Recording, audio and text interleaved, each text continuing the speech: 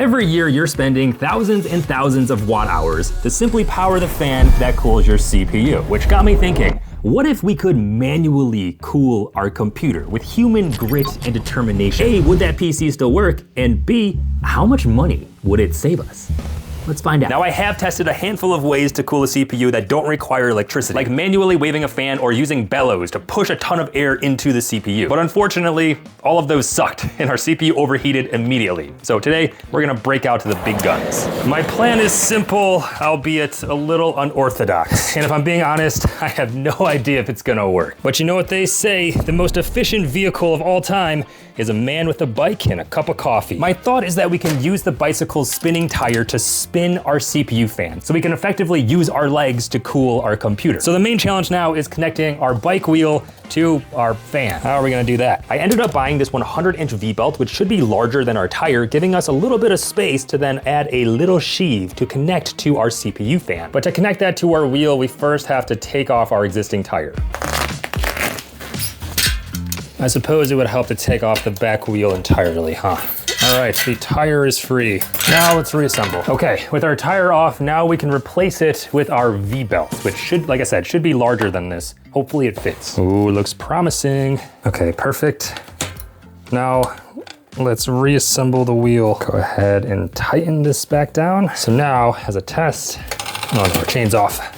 Okay, I think it's working. As you can see here, our V-belt does fit within our wheel, and we have a little bit of extra to play with. And honestly, it's a little less slack than I thought we were gonna have, but hopefully we can make this work. Okay, so now we need to take this sheave and basically attach it to our CPU fan while allowing the belt not to like hit any surface, which might pose a challenge. That said, I do have an idea. I think we can just open up the front of our case here, remove these 3 fans. Would that give us a straight shot access to our CPU? That's 1, that is 2, and last but not least, that is 3. So now, hypothetically, we have all this open space to put our V-belts. That hopefully can stretch all the way over to here. All right. Man, this is cutting it so close. You can see here that our belt can make it just barely to our CPU. However, this is definitely gonna be an issue. This belt cannot be hitting any parts of the case. So I think we might have to tilt it. Can we increase the angle of our PC case enough so that the belt is able, oh, now it's hitting our GPU. Oh no.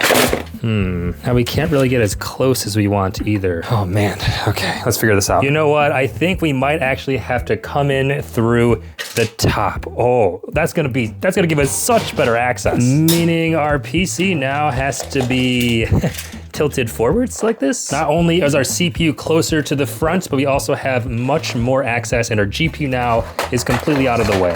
Oh my gosh.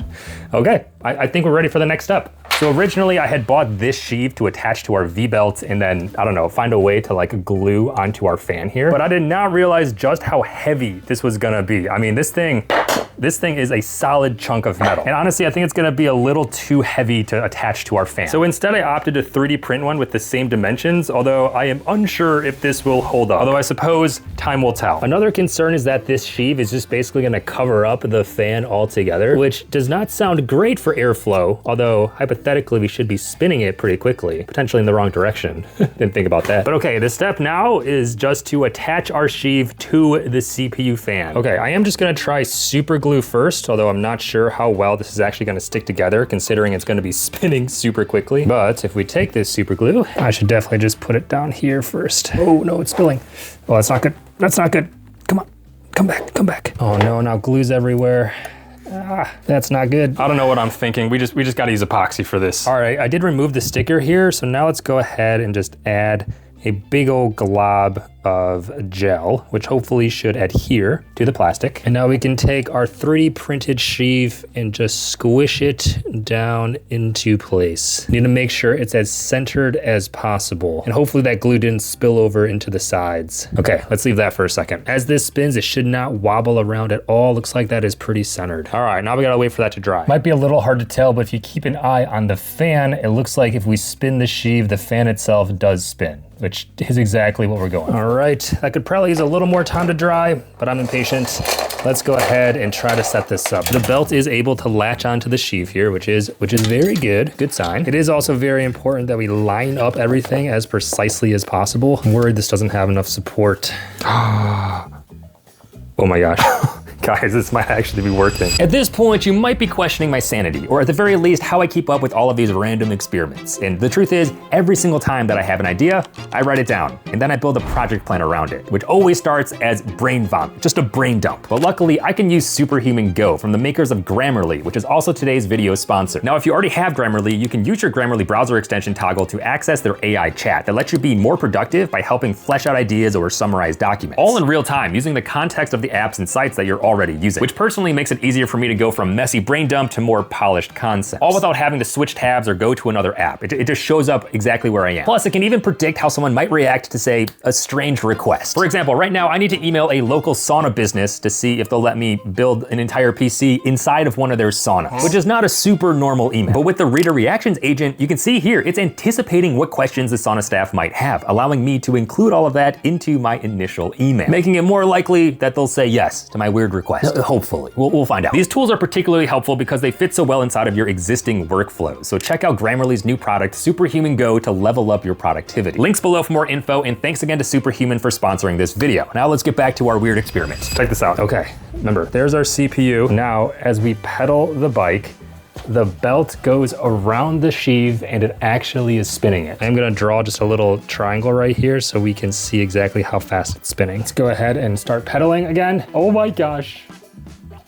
That is crazy. Okay, one issue I'm seeing is that this is not taut, so we need to make some adjustments. But I feel like this has a chance of working, which is solid. This definitely needs to back up a little bit. Also angle a bit, because I feel like this is getting pried off. Oh, that's not good. Okay, that angle's a little better. I don't know if you can tell, but right now our sheave is not parallel with the rest of the PC, which is making this kind of difficult to line up. You see how right here it's kind of angled a little bit this way? That feels like an issue. That angle gets a little more pronounced the tighter the V-belt is, so we're gonna try to loosen it a bit, which, you know, might sacrifice a little bit of transfer power, but I think it should be fine. And you know what? I think it's time to give this a test run.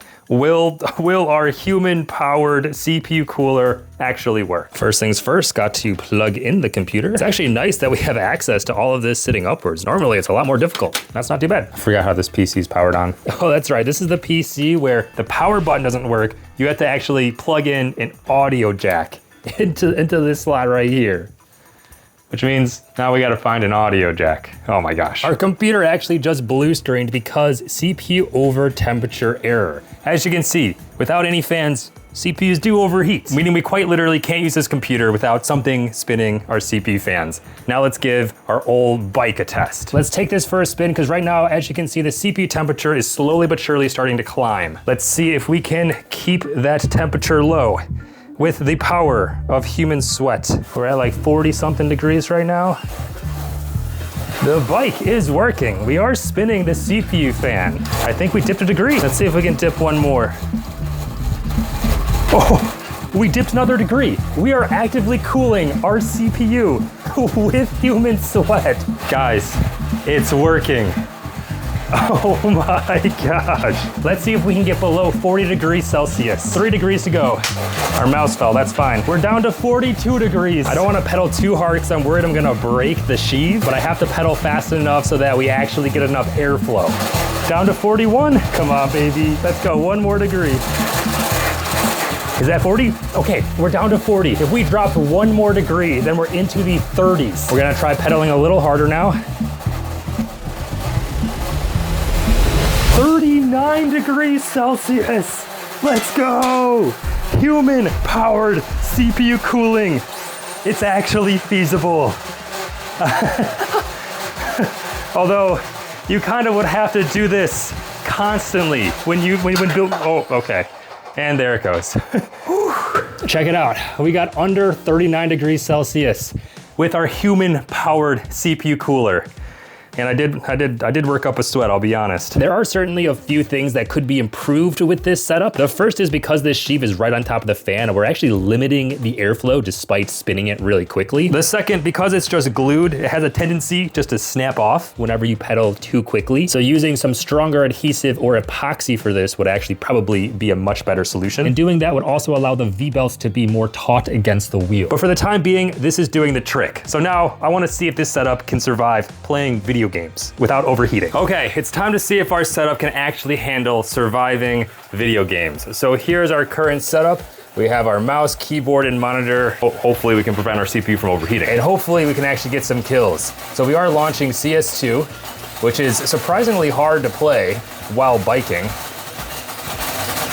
Oh, we got a kill. All right. I feel like I'm actually running in the game. This is sick. Oh, come on, yes! It's so hard to sit still. Our computer is running totally fine. At this point, it's just all, well, it's a lot of effort, I'll say that. Okay, I've been playing this game for like 10 minutes now on the bike. I am quite literally dripping sweat. The V-belt does add a lot more resistance than normal biking because we have to spin in an entire another wheel, basically. Deuce the dog cheering us on as we bike. It's a good day to be a wrist turner as opposed to an elbow turner. Oh, that guy just one-tapped me. Oh, we got him, let's go. Oh, I'm getting exhausted. Oh, we got him. Oh, we keep on getting killed right after we get a kill. Oh my gosh. Okay, although I will say, our CPU temperatures are totally fine right now. Our game is not throttling. We can play it fine with the caveat that we have to be constantly biking, which I did not expect to feel as tiring as it is. Oh my gosh.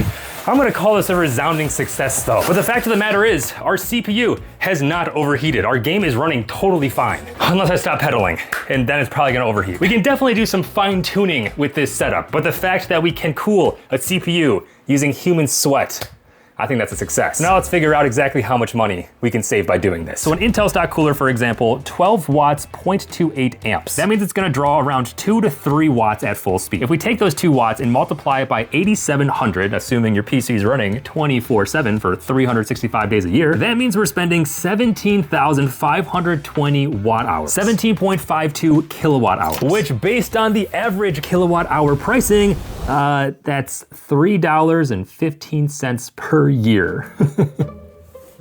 So I guess we just found a hack to save you $3 a year. That's assuming that you're using this 24/7. Okay, so in reality, maybe this will save you $1 a year if you bike to cool your CPU instead of plugging it into your motherboard.